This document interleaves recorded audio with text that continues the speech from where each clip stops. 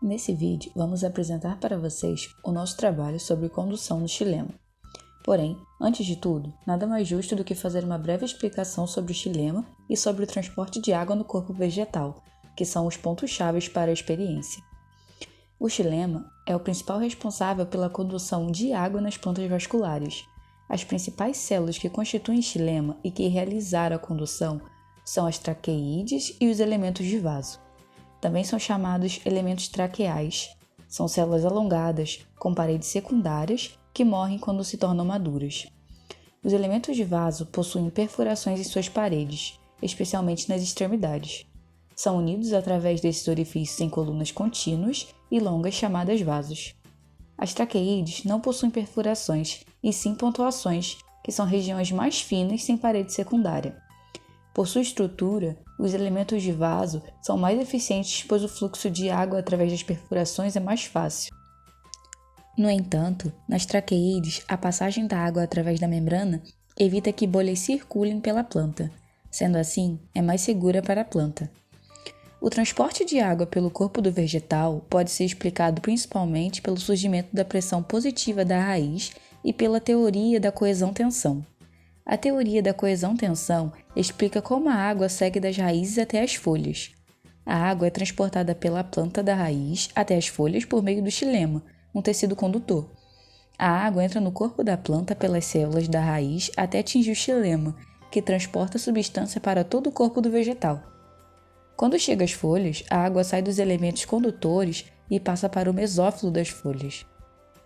Nesse local, a água pode ser eliminada do corpo da planta na forma de vapor pela transpiração. Em situações em que a transpiração ocorre lentamente ou está ausente, o que move a água da raiz até a parte aérea é o potencial hídrico, que é gerado pela secreção de íons para dentro do xilema.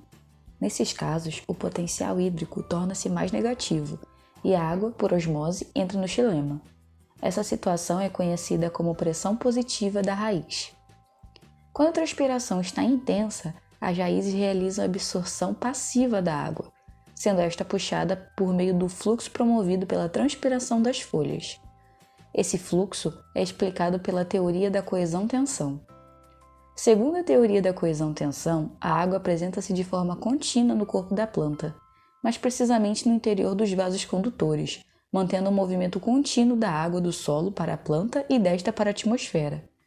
Esse movimento ascendente da água ocorre em consequência da perda de água por transpiração por meio dos estômatos. Quando ocorre a transpiração na terminação dos elementos do xilema, ocorre uma diminuição do potencial hídrico na região pelo aumento da concentração de solutos na célula. As células saturadas começam a ganhar água, e de célula a célula esse evento atinge o xilema, exercendo uma sucção. Assim sendo, a água move-se em direção ao menor potencial hídrico. Como as moléculas de água apresentam enorme coesão, a tensão produzida é transmitida da região do caule até as raízes. Por causa da coesão existente entre as moléculas de água e sua forte adesão às paredes do xilema, forma-se uma coluna contínua de água. Ao retirar a água das raízes, observa-se que o potencial hídrico torna-se mais negativo, fazendo com que ocorra uma maior absorção de água do solo.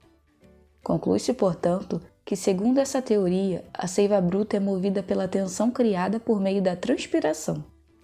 Vale destacar que essa teoria também pode ser chamada de teoria da coesão, adesão e tensão, uma vez que a adesão às paredes dos elementos xilemáticos também é essencial para garantir a subida da água. Para esse experimento foram necessários flores brancas, béqueres, corante de comida, câmara escura, no caso caixa de papelão, e água. Foi adicionado o corante nos béqueres com água e em seguida as flores foram levemente podadas, tendo folhas que estavam presas no seu caule cortadas e depois o caule das flores foram cortados embaixo da água já com corante no béquer com o auxílio de uma tesoura. O caule é cortado embaixo da água para evitar que aconteça de entrar ar no caule da flor, assim evitando que haja bolhas em seu xilema e que ele não fique entupido, o que prejudicaria a planta e todo o experimento, uma vez que com o xilema entupido, todo o fluxo de água na planta seria prejudicado. Depois, os béqueres foram colocados um em uma câmara escura e outro deixado do lado de fora da câmara, recebendo luz ambiente. Quanto aos resultados, após um dia que as flores ficaram na água com o corante, o grupo voltou para avaliar o que aconteceu com as flores, e o resultado foi diferente do que era esperado. Ambas as flores ficaram coradas, por mais que seja evidente que algumas pétalas da flor que foi colocada na câmara escura se mantiveram brancas, o esperado era que a flor que ficou na câmara escura não apresentasse cor em nenhuma das suas pétalas, enquanto a que ficou em um ambiente iluminado ficasse com as pétalas bem coradas. Porém, há duas possibilidades para tal ocorrido. Ou houve entrada de luz, permitindo que os estômatos se abrissem, permitindo a transpiração da planta, ou a flor, mesmo com os estômatos fechados, perdeu água para o ambiente por meio de uma transpiração que superou a cutícula presente na pétala. Porém, na teoria, a flor na câmara fechada não teria nenhuma alteração na cor das suas pétalas, uma vez que ela ficaria em stand-by por estar em um local sem luz. E era esperado que a planta que ficou recebendo luz ficasse com as pétalas coradas por conta da transpiração. Por receber luz e calor, a planta naturalmente realiza a transpiração, assim utilizando a água que estava com o corante para tal processo, o que leva a água colorida até as pétalas e faz com que elas fiquem coloridas.